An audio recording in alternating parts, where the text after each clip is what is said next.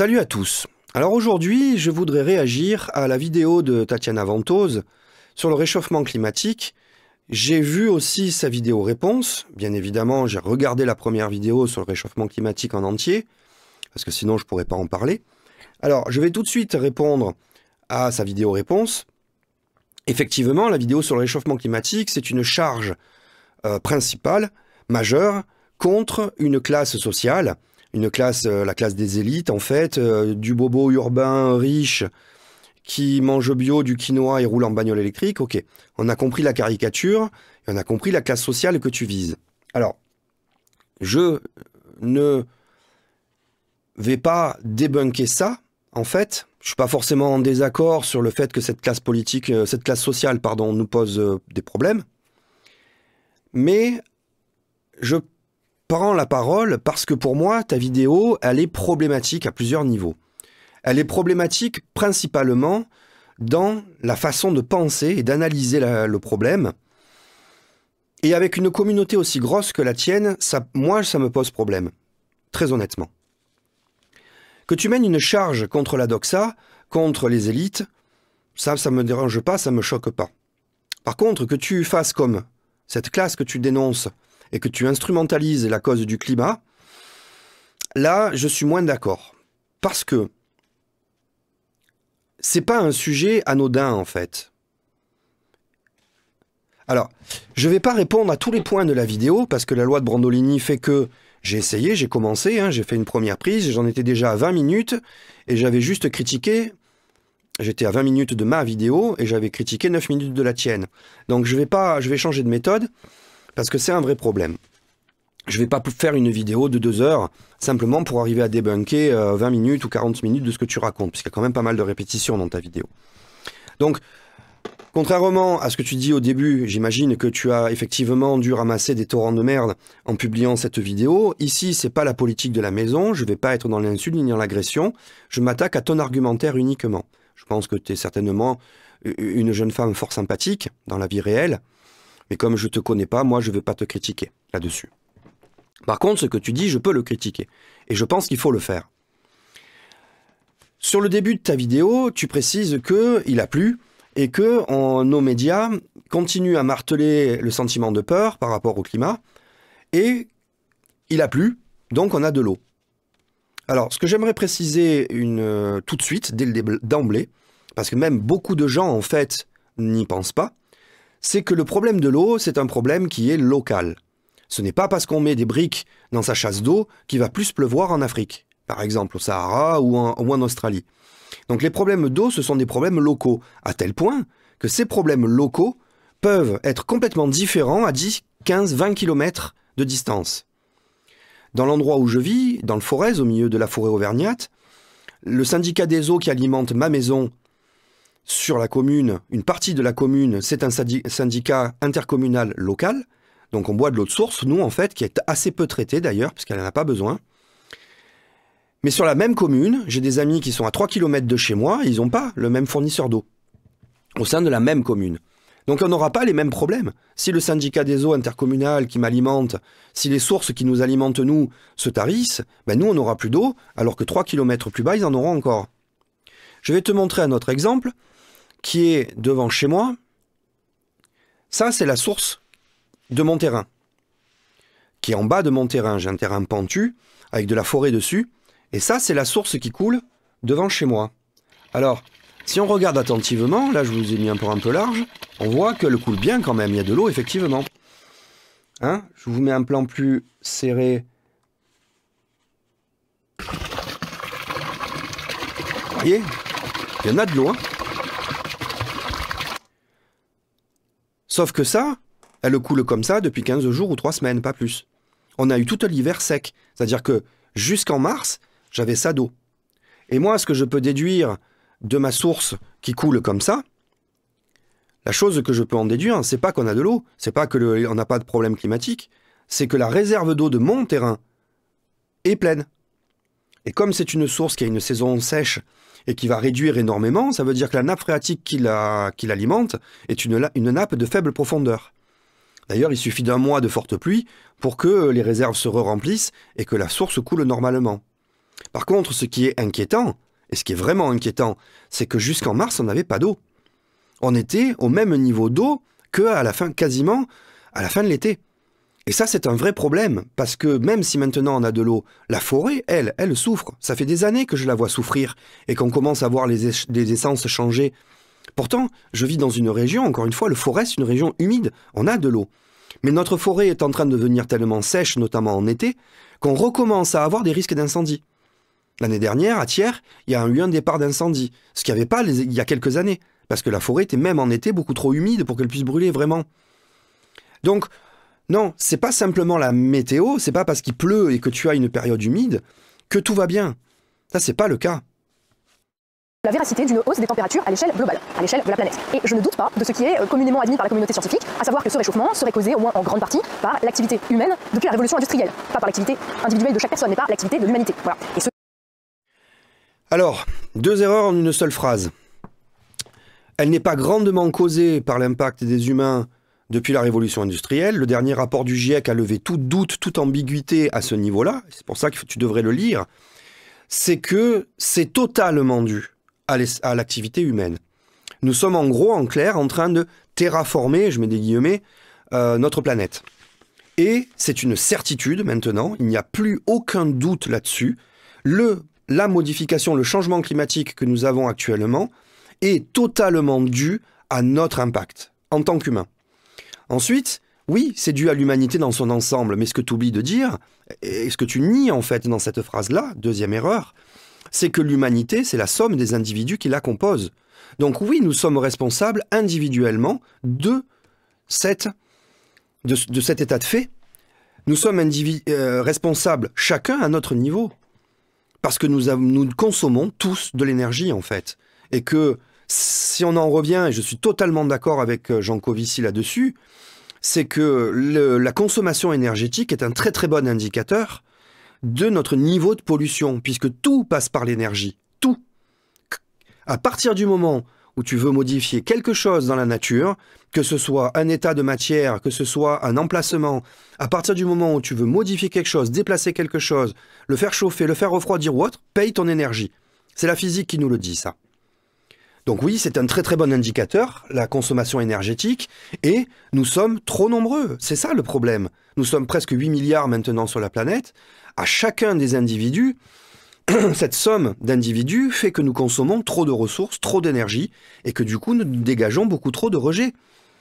Il n'y a pas eu de problème avant avec l'humanité parce qu'on n'était pas assez nombreux pour polluer. Si on était 10 fois moins, on pourrait avoir toutes les bagnoles au pétrole qu'on veut, on s'en fout. On polluerait 10 fois moins et ça ne serait pas vraiment un problème, pas forcément un problème. Mais là, on est trop.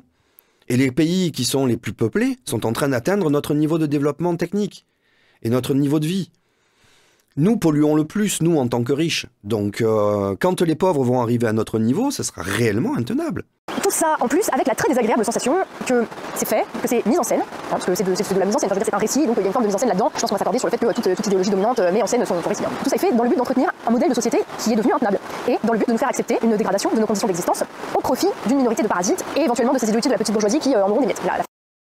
Alors oui, nous avons un modèle de société qui est devenu intenable, je suis bien d'accord avec toi. Le problème, c'est qu'il est devenu intenable, pas au même niveau que tu le penses.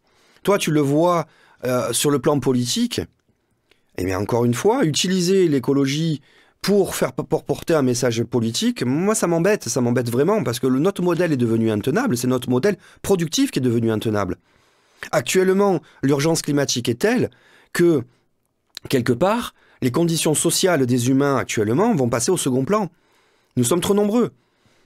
Donc, ceux qui vont ramasser le plus quand il va y avoir de véritables changements climatiques, qu'on va commencer, même si on a déjà commencé, mais quand on va avoir les véritables vagues d'immigration, qu'on va commencer à avoir les vrais problèmes, d'ici une 50aine d'années à peu près, que tu vas avoir des zones qui sont complètement inhabitables, avec des famines, etc., ceux qui vont ramasser en premier, ceux qui vont souffrir le plus, ça va être les plus pauvres.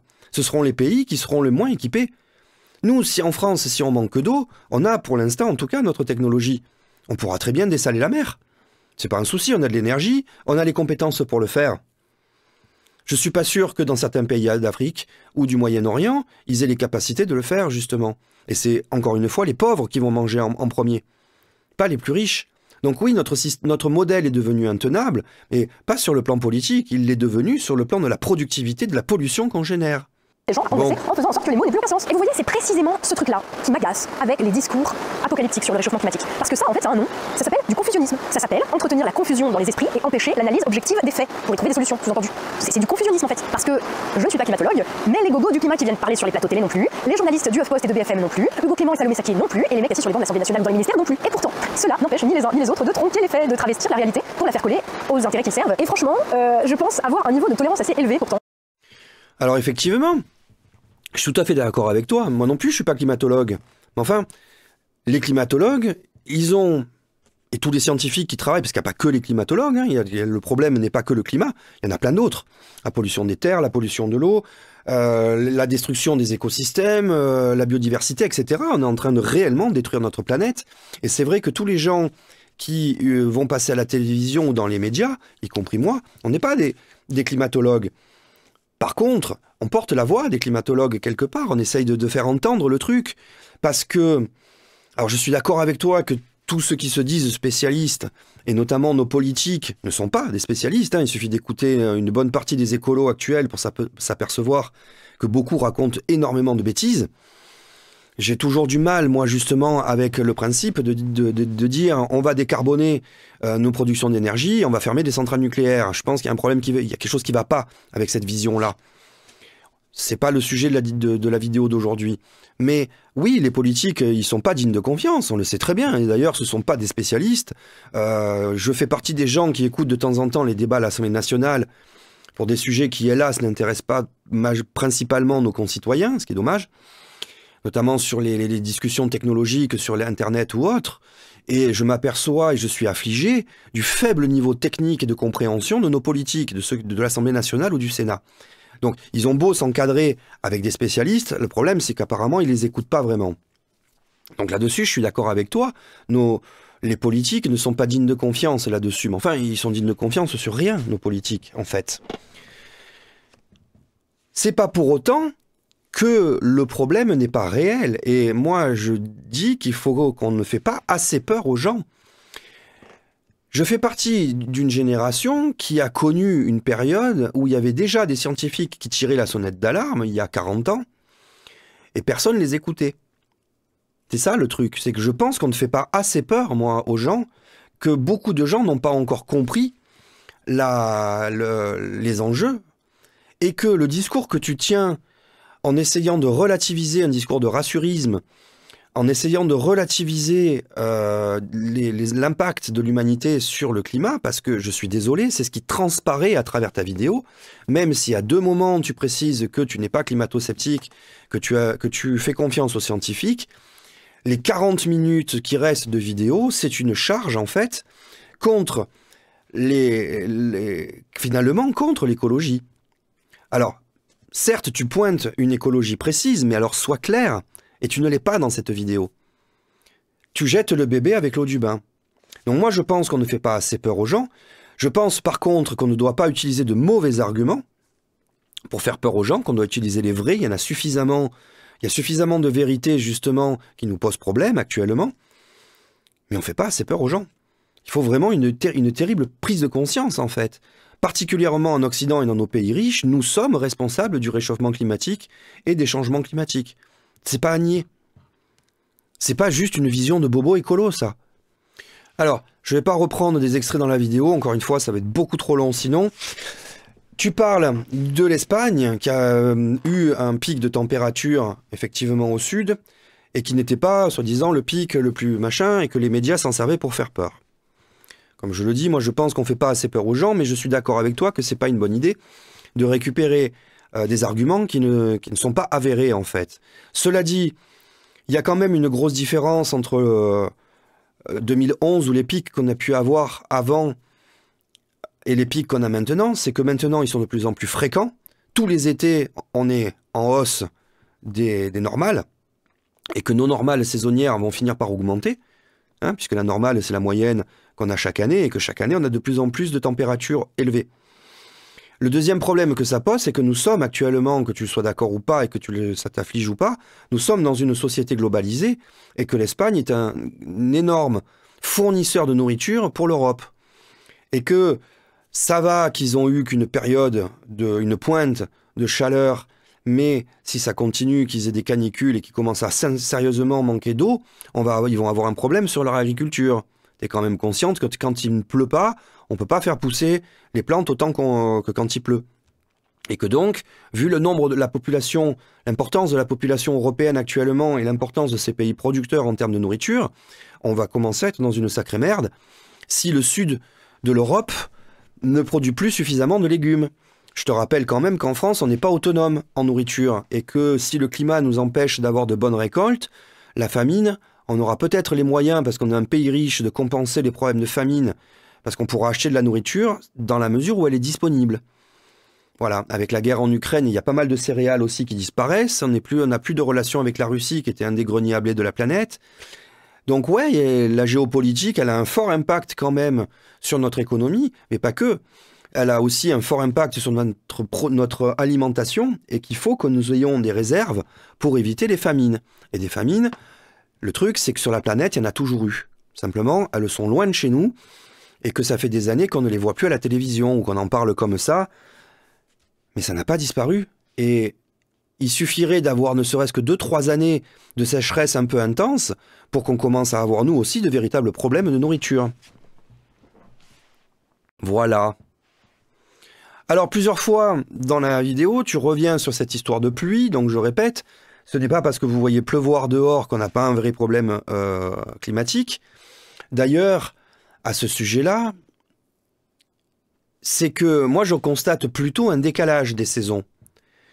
Nous avons eu un hiver qui était froid mais qui était sec, et j'ai l'impression qu'on a un décalage. J'ai l'impression que par rapport à ce que j'ai vécu enfant, le mois de mai, pour moi, ça aurait été un mois de mars, avril, quand j'étais gamin. Je veux dire, depuis que je suis revenu en Auvergne, j'ai pas vu beaucoup de neige. Hein. L'hiver dernier, il est tombé 50 cm chez moi.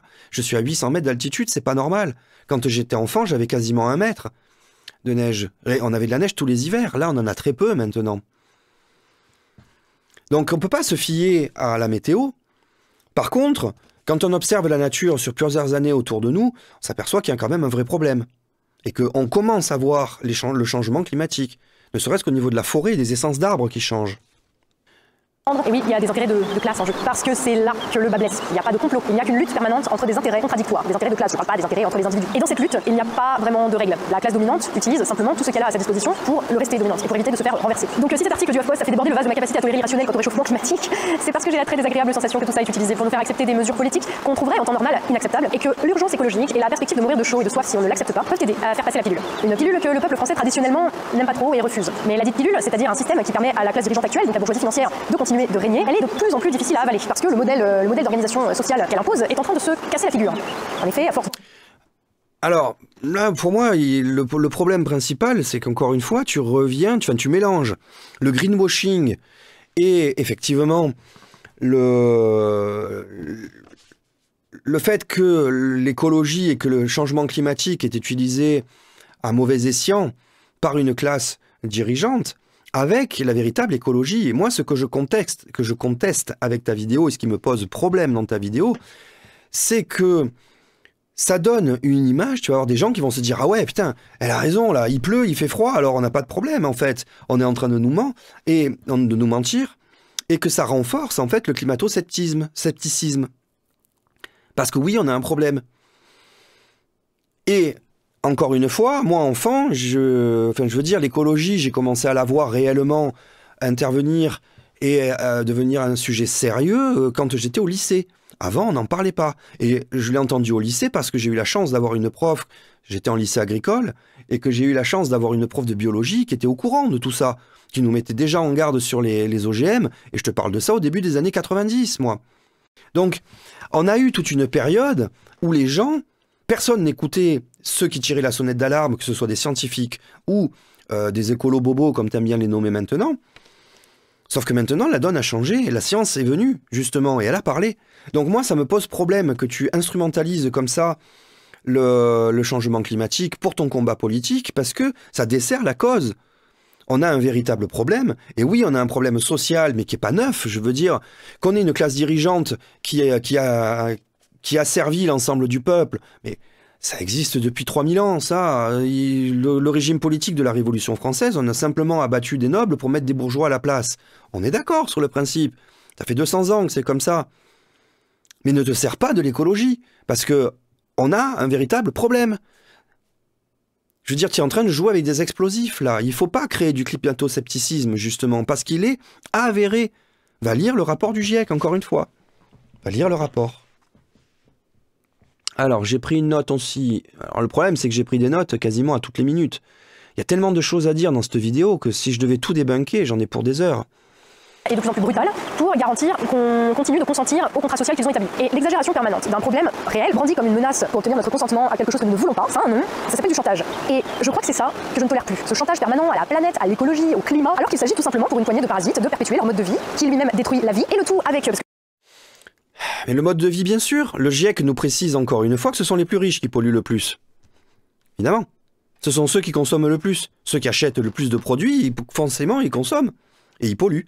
Pour fabriquer un produit quel qu'il soit, il faut des matières premières, les transformer, les transporter. Donc ça consomme de la ressource, ça consomme de l'énergie, donc ça pollue.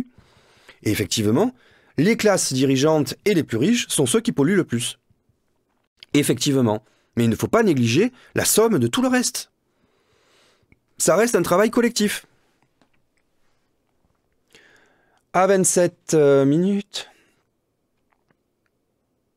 Qu'est-ce que j'ai marqué? Alors... Et gonflé, on va dire presque artificiellement, par la classe dirigeante pour se maintenir. Donc je suis toujours pas climatologue depuis le début de cette vidéo, et je prétends pas en conséquence affirmer ce qui est ou qui n'est pas en termes de climat. En revanche, je parle de politique. En ce sens, mon boulot, c'est de prendre en compte ce qui est, sur la base de ce que disent les experts du domaine, je parle des véritables experts, pour prévoir et anticiper la meilleure manière de s'adapter. Et le boulot des scientifiques, des médias et des politiques, ce n'est pas de faire peur aux gens pour prouver qu'ils ont raison, pour faire le buzz ou pour nous faire accepter un projet de société totalement inacceptable. Pourtant, aujourd'hui, c'est ce qu'ils font. On a les scientifiques médiatisés, trop heureux qu'on leur fasse la part belle, qui vont faire de très jolies cartes tout en rouge pour nous montrer qu'on pulvérise. Ouais, mais ils ont des cartes en rouge parce que c'est le cas, en fait. Là encore, ce sont de mauvais arguments que tu utilises. Je veux bien que tu pointes précisément ceux qui posent souci. Et il y en a un paquet, encore une fois. Il y a suffisamment à prendre dans tous ceux qui luttent contre le climat à mauvais escient. Et là, pour le coup, je ne me suis pas trompé. Ils luttent vraiment contre le climat. Je veux dire, si je ne vais pas re-rentrer dans le débat actuellement, je suis déjà à combien? 24 minutes de vidéo. Mais si on prend le débat entre les voitures électriques et les voitures thermiques, il n'y a pas de débat en termes de pollution en fait. Si on regarde les données techniques des voitures sans aucun état d'âme, qu'on compare la production des deux véhicules, qu'on compare comment ils fonctionnent et qu'on compare leur consommation énergétique, il est évident que les voitures électriques polluent beaucoup moins que les voitures thermiques. Il n'y a pas de doute là-dessus.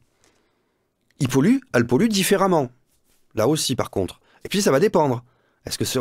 Comment on produit notre électricité, tout ça. Mais ce n'est pas des problèmes simplistes, ce sont des problèmes beaucoup plus complexes.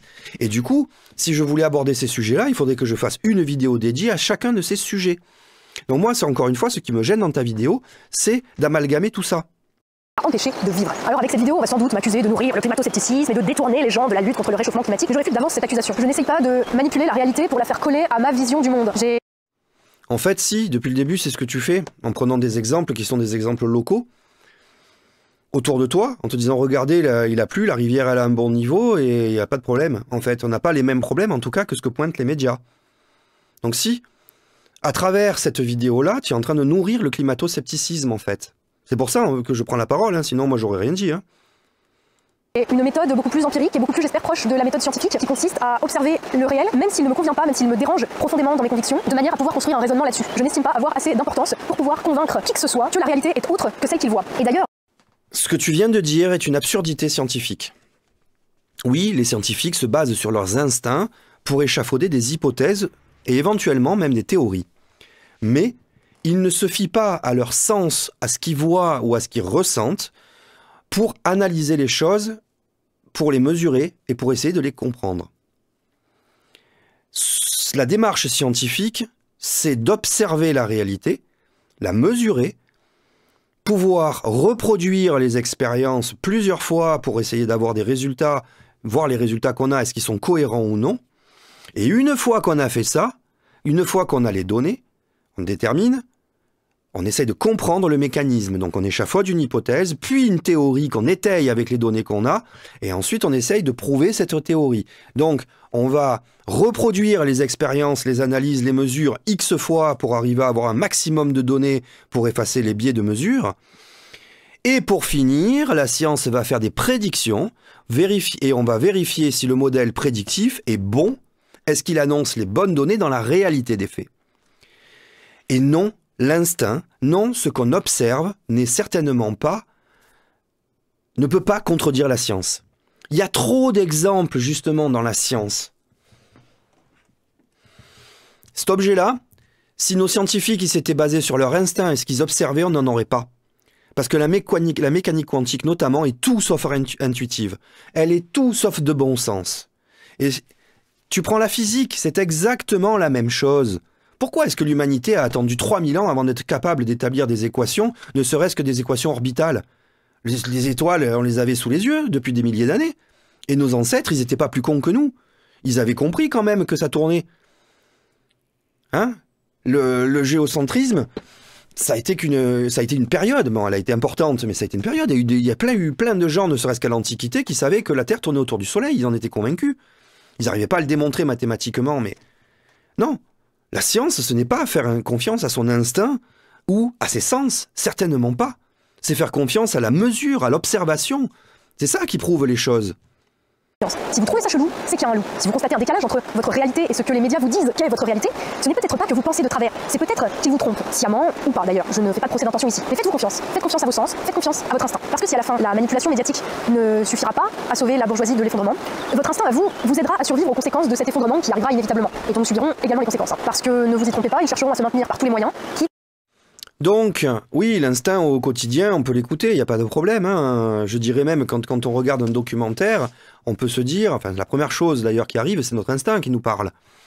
Par contre, moi je suis d'accord, si vous voulez utiliser votre instinct, faites-le pour essayer de déterminer si on vous ment ou pas. Par contre, n'utilisez pas votre instinct pour savoir si le contenu est avéré ou non. Là, il n'y a pas une question d'instinct, il y a une question de vérification des sources, de croisement des données, et d'être sûr de ce qu'on raconte. Donc oui, il faut aller lire la documentation scientifique ou trouver des vulgarisateurs en qui vous avez confiance qui vont le faire à votre place. C'est ça le but des vulgarisateurs. Et ma chère Tatiana, t'as beau critiquer certains vulgarisateurs sur YouTube, et je suis d'accord avec toi, ils sont pas tous sérieux, mais il y en a dans le tas qui sont sérieux, qui sont des gens intègres, qui cherchent pas à asseoir la doxa, ou qui sont pas à la solde de LVMH ou de Total. À un moment donné, il faut arrêter les délires et la parano.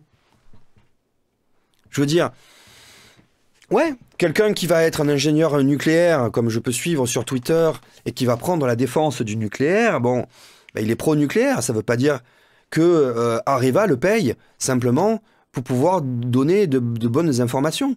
Dans le nucléaire, il y a de très bonnes choses, je suis désolé. Même s'il y a des contreparties qui peuvent être négatives et qui peuvent être dangereuses, il s'avère qu'aucune technologie ne toute noire ou toute blanche.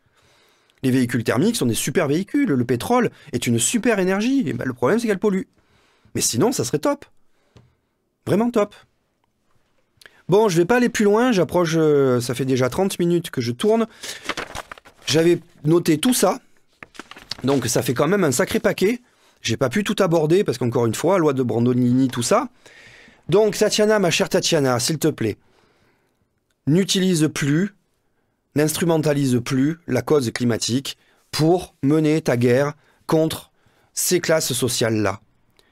Je pense que c'est se tirer des balles dans le pied, et encore une fois, le jour où ça va tourner mal parce que nos civilisations vont s'effondrer à cause des problèmes climatiques, ce ne sont pas les riches, les plus riches qui vont avoir des problèmes en premier, ce sont les plus pauvres. Donc si c'est cette classe-là que tu comptes aider, c'est pas en favorisant le climato-scepticisme parce que tu utilises un argumentaire qui n'est pas bon, parce que c'est ça le problème de cette vidéo, c'est juste que ton argumentaire n'est pas bon, que tu vas aider la cause. Si tu veux aider la cause, utilise les vraies données. Il y a suffisamment à dire, justement, pointe les choses précisément, dénonce le greenwashing comme le font beaucoup d'associations ou d'écologistes qui, eux, ont la tête sur les épaules, hein. Joins-toi à ceux qui sont les scientifiques, utilise ta communauté pour porter tes 300 000 abonnés pour porter une parole qui peut aider les gens, plutôt que là, qui est contre-productive par rapport à la cause. Voilà. C'est tout ce que j'avais à dire. Moi, j'ai rien contre toi, encore une fois. J'espère que si tu regardes cette vidéo, elle te sera utile. Mais c'est pas vraiment toi que j'essaye de convaincre, c'est surtout ceux qui sont indécis, ceux qui n'ont pas d'avis. Je vous invite vraiment à aller lire le rapport du GIEC. Je vais vous mettre dans la vidéo un lien vers le CNRS qui fait une toute petite synthèse, un article qui est assez court mais qui est super intéressant sur comment le rapport du GIEC a été écrit et pourquoi. Donc, allez le lire, documentez-vous. Le problème écologique, c'est un véritable problème, c'est quelque chose de très sérieux. Ça fait longtemps que je dis qu'on ne peut plus se permettre de perdre du temps sur de l'idéologie, que ce soit l'idéologie effectivement de certains urbains qui pensent avoir la solution avec des douches courtes à base de vélo et de véganisme. Mais de la même manière, je pense que ceux qui utilisent le climato-scepticisme et qui ouvrent le feu à la guetteline alors qu'il faudrait faire des opérations chirurgicales sont tous les deux desservent la cause et tous les deux sont contre-productifs. Voilà. Bon, j'ai assez parlé, je vous dis à bientôt, à plus pour un autre sujet.